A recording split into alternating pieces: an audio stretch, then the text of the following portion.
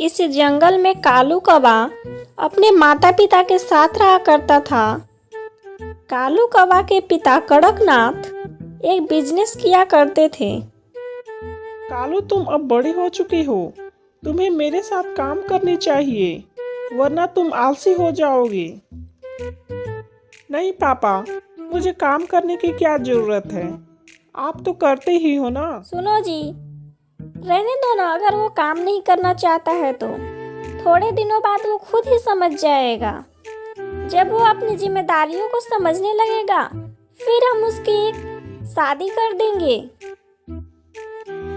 ठीक है कालू की माँ, तुम्हारी बात भी सही है। कुछ दिन ऐसे ही बीतता जाता है। कड़कनाथ अपने साथ ही अपने बेटे को काम सिखाने लगता है। कालू कौवा बहुत ही जिम्मेदारी से काम करता।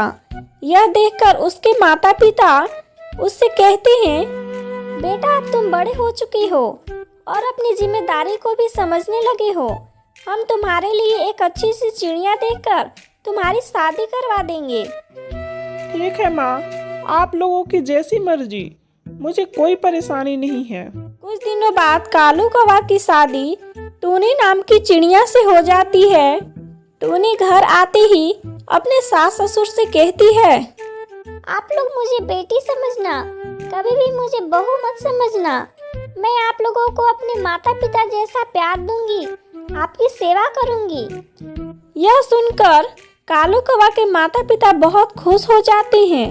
अरे वाह जी, हमारी बहू तो बहुत ही प्यारी है। दिन बीतता जाता है। टूनी अपने सास ससुर की बहुत सेवा करती थी। एक दिन कालू की माँ कड़कनाथ से कहती है, सुनो जी, मैं सोच रही थी अपने सारे गहने अपनी बहू को दे दूं। आखिर मेरे बाद सब तो उसकी ही होगी ना। हाँ ठीक है, तुम्हें जैसा ठीक लगे वैसा ही करो। वैसे भी हमारी बहू तो बहुत प्यारी है, हमारी कितनी सेवा करती है, हमारे तो भाग्य ही खुल गए। कालू की माँ टूनी को बुलाती है और उसे अपने सारे गहने दे देती है। यह देखकर टूनी का तो रवैया ही चेंज हो जाता है। अरे वाह, इतने सारे गहने! सासू माँ ने तो मुझे सारे गहने दे दिए हैं। अब मैं उनके साथ कुछ भी कर सकती हूँ। बस कालू जी इस घोंसले को अपने नाम पे करा लें, उसके बाद तो मैं इन दोनों को बताती हूँ मैं कितनी सेवा करूँगी इनकी। कालू कौवा भी अपना बिजनेस खूब बढ़ा लेता है और कड़कनाथ घर पे ही रहने लगता है।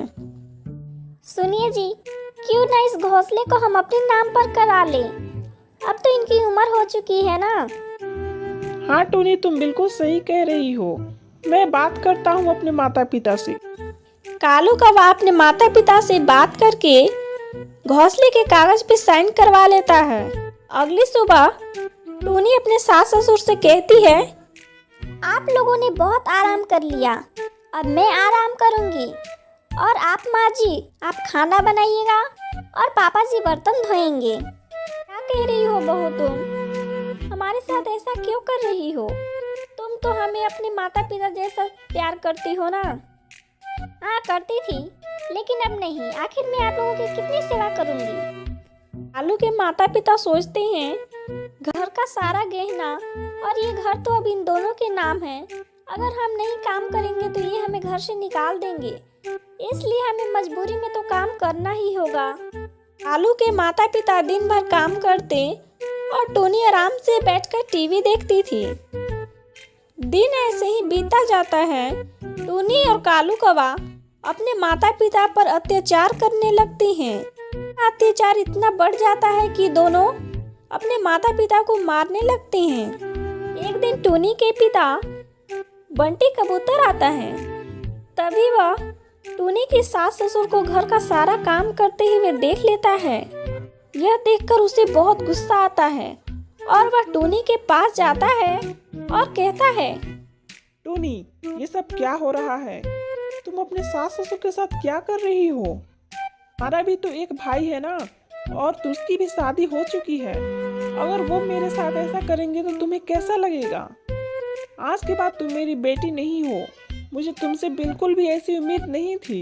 तुमने अपने सास ससुर का क्या हाल करके रखा है। इतना सुनकर टूनी को अपने पिता की सारी बातें समझ आ जाती है और उसे अपनी गलती का एहसास हो जाता है। उसी वक्त टूनी अपने सास ससुर के पास जाती है और कहती है, मम्मी जी, पापा जी, मुझे माफ कर दीजिए। मैंने आप लोगों पर बहुत अत्याचार किया है। मैं पैसों की अकड़ में आकर बहुत ही लालची हो गई थी। मैंने आपसे कहा था कि मैं आपको अपने माता पिता जैसा प्यार दूंगी, लेकिन मैंने ऐसा कुछ नहीं किया। प्लीज मुझे माफ कर दीजिए। मेरे पापा ने मेरी आंखें खोल दी।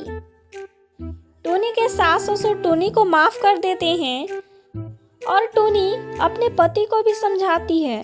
कालू कौवा भी अपने माता पिता से माफी मांगता है। फिर चारों खुशी खुशी रहने लगते हैं।